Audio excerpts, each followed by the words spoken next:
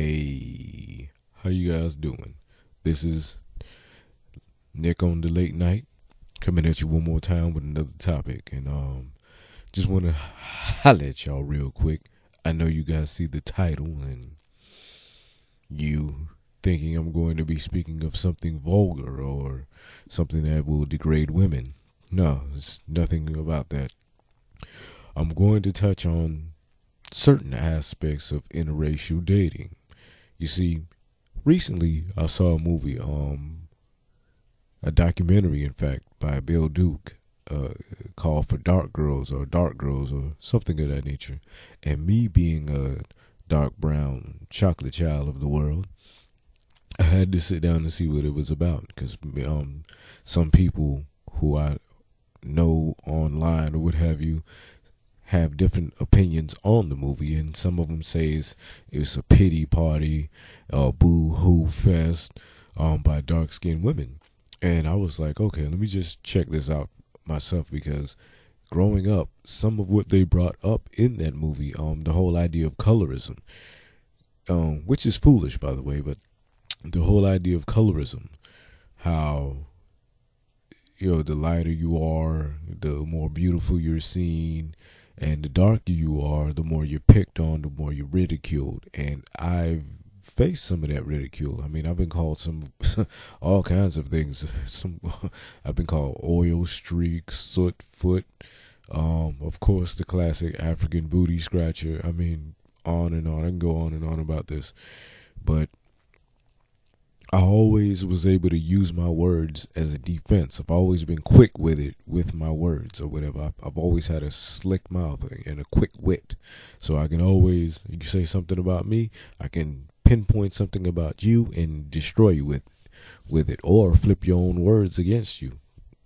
But not a lot of people had that defense mechanism like I have. So many people, they just took the ridicule and they went home sad, looking at their skin color as a hindrance, not knowing that it's really your brain and how you handle your business. That's what makes you something special. Whatever you bring to the table is what makes you special. Your skin color, skin tone don't mean nothing. Well, anyway, I saw the documentary and it brought up some harsh memories. So I posted something online. I said the only woman I'm going to marry is a dark skinned woman, Brazilian or otherwise, Brazilian, African, Afro-Cuban, just dark skin, dark beautiful skin. And anybody that's light skinned or white or whatever, I'm just going to have sex with you. That's all you're good for, right?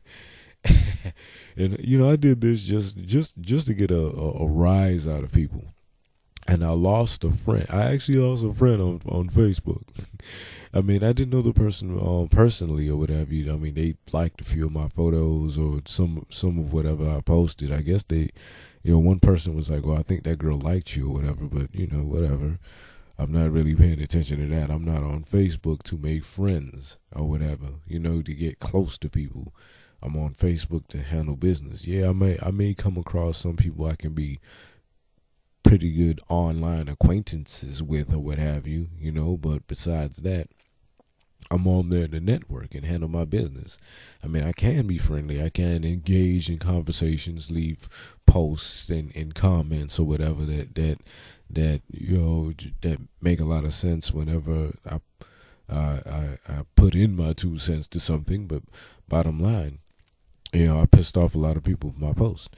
And some people, they came to my aid. They was like, well, I can't blame the man for saying this. And what people fail to realize with the whole interracial dating thing, not everybody is out to, whenever they're dating somebody of another race, they're not out to necessarily walk down the aisle with somebody. A lot of the times, from a male standpoint, I can speak from a male standpoint. In general, most men will marry who it is that we want, of our own kind. We want our own kind because we want our kids to look like us. Now, with anybody else that you see that's outside of our race that you see us with or whatever, 9 times out of 10, we're either kind of giving it a try or we're just in it to get off recon, you know? Like, oh, there's some brothers who I know, you know, shoot, there's even a few white guys who I know that I've come across. They really like Asian chicks. They really want to just, you know, get in there, get it done, and slide on. And then you have some Asian women who are size queens. They hear about what the brothers got going, and then, you know, see what's up with the brothers. And then you have Latin women, you know, they may fantasize about,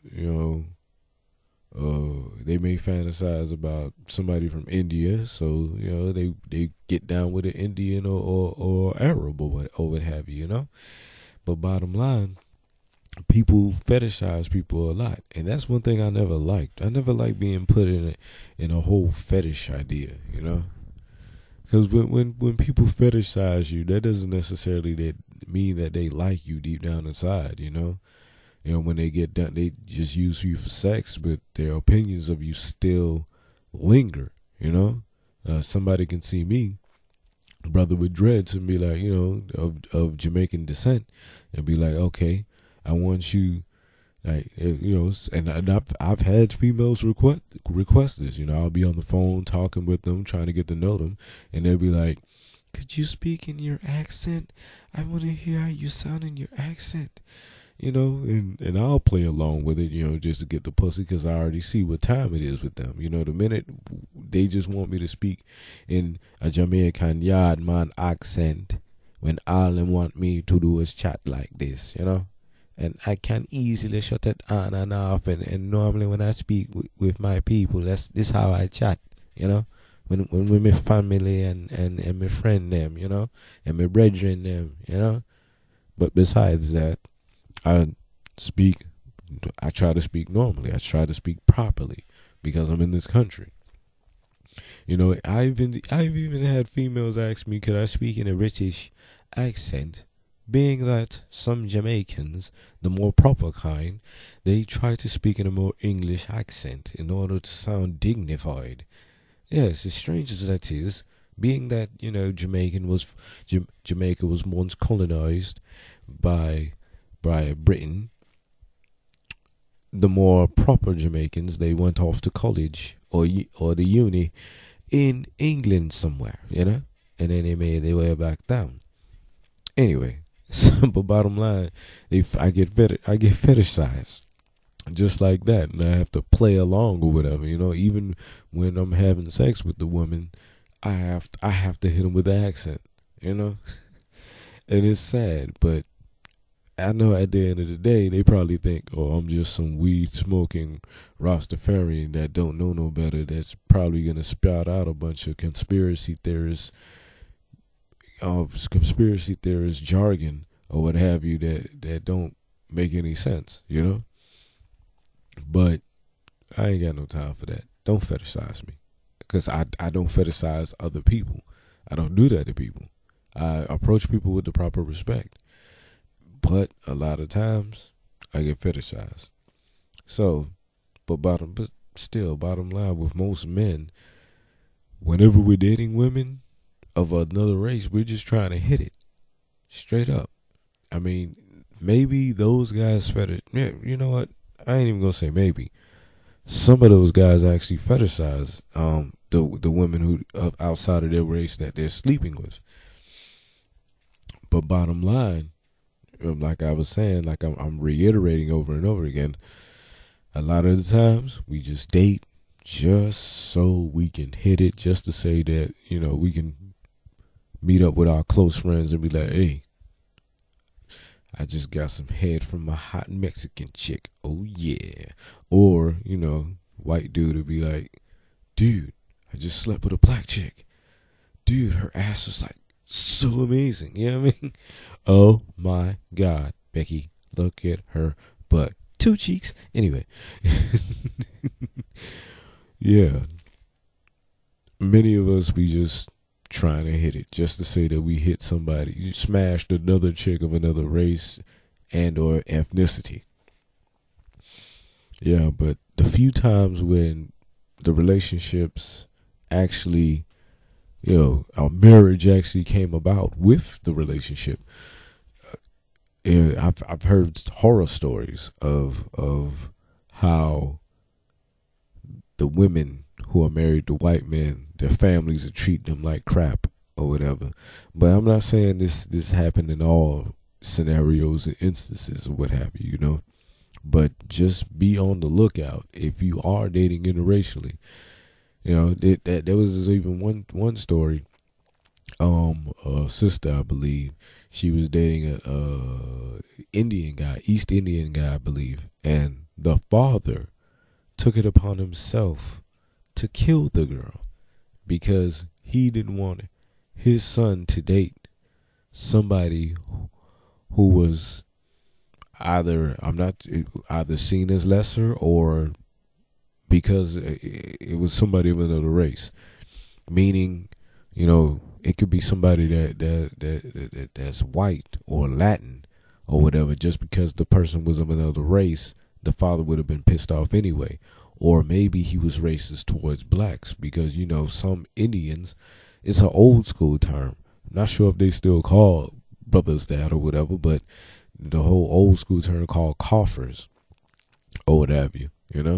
But bottom line, there's a lot of Indian people that just don't want their children to date somebody of another race. Yeah, so just beware of who it is you're dating whenever you decide to go interracial. Will your parents, will your family accept you? Will they disown you, kick you to the side and be like, look, we don't want you around because you can't seem to comply?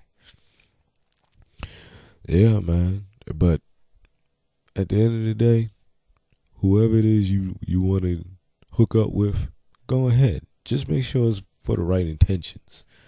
You have some women where, some sisters, in fact, like there was this one story that I saw on YouTube. I think it was on 2020 or Dateline or one of those shows, and it was an interracial couple, white man, black woman. The black woman, I think she was an accountant or something like that, and the husband was doing pretty much the same thing. The husband lost his job. The wife, she had to pick up the slack and work. He had to take up whatever odd jobs and pretty much was a house husband until he can get back on his feet. Now, because the woman had to step up and work a little harder or whatever, and he took a hit, and and she sees that he's putting in application after application and resume after resume, trying to get trying to find another company that he can work for. But because he wasn't putting in the money, she looked at him as less of a man. She stopped sleeping with him, didn't want to sleep in the same room, didn't care to talk to him, nothing. Which goes to show you, that was a financial situation. I don't care what anybody says. She was with that guy for that money. That's it. She saw a white dude who had something going on and decided to marry the guy. Thought everything was going to be all sweet and gravy the minute the money wasn't coming in. And they started, fussing and complaining. When the going got tough, she got quiet. And I'm like, damn, she married that dude for his money. She thought the white dude was going to be well off. I mean, that's how I see the situation, straight up and down. Anyway, y'all chime in, tell me what you think, okay? Because with the racial tensions kicking up nowadays and stuff like that, I really had to touch on this. I mean, I never thought I'd be going in like this, but man, it's the truth, And that's the only thing I can live for. Oh, I mean to add it on. I mean to add on one more thing. With the whole white privilege video, with the last video, if you didn't see it, upper left hand corner, holla at your boy and drop me a comment on that one. But with white privilege, there are some white chicks. I mean, she may be like a 6 or 7 in the face, but she got ass, right? A nice round buttocks, a white woman with a nice behind or whatever. She, looking kind of like a Coco out here, And some white women, even though they might be a 7 in the face, some of them think that, oh, if I holler at a brother, automatically he's gonna want to be with me and choose me over his own black females. So you have some white females with a body that walk around like they shit don't stink. You know, same with some Latina females who feel that their darker skinned cousins are lesser than they are. You know what I mean? So yeah, man, the whole white privilege or light privilege or what have you also carries over into interracial dating depending upon the situation. You know, where they think that when a person of another race, the non-black person, walks around like they shit don't stink, and figure, hell, I look better than that bitch. I got a better body than her, so I know Tyrone gonna holler at me, you know. And then even worse, some of them, oh my god, some of these broads be fronting straight up. Yeah, you know. I remember one time I was hanging with a chick, Latin chick, and she pretty fair skin, right? And whenever she gets around me, she'll be like, "Oh, what's up, dog?" and stuff like that, right? And I couldn't go any further with her because I seen the front or whatever. But you know, the first few weeks of just hanging out with her or whatever, before I just really just kept it on a friendship level, she'll be like, "Oh, what's up, dog? What's happening?" Da da da da da da da da da.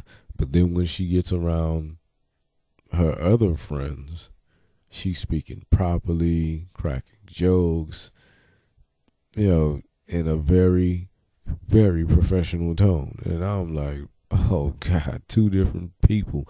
And I remember one time I went to a corner store near Bunch Park around my way. That Bunch Park is close to Opelika or what have you. And I went to a corner store that's by Bunch Park or whatever. And the chick, she saw all these black folks, you know, a few bums standing outside and stuff like that. She leaned over and was like, "Hey, if something goes down, if I was to just pull off and leave you, would you be mad?" I'm like, oh God, she is spooked. Oh man, dude, all I did was go inside to get a bottle of water and a square or whatever, you know. That's about it. A bottle of water, bag of chips, and a square. And this girl was scared straight. I swear to God. But hey, it is what it is. Anyway, chime in. Tell me what you think, okay? Peace. Oh, don't forget to thumbs up the Dragonflies in the Swamp fan page. Check out the stories. Please read the these are just rough drafts that I have up on the page. So read the short stories. Check out the reading that I did that's going to be on PBS South Florida soon enough. And yeah, you guys have a blessed night. Peace.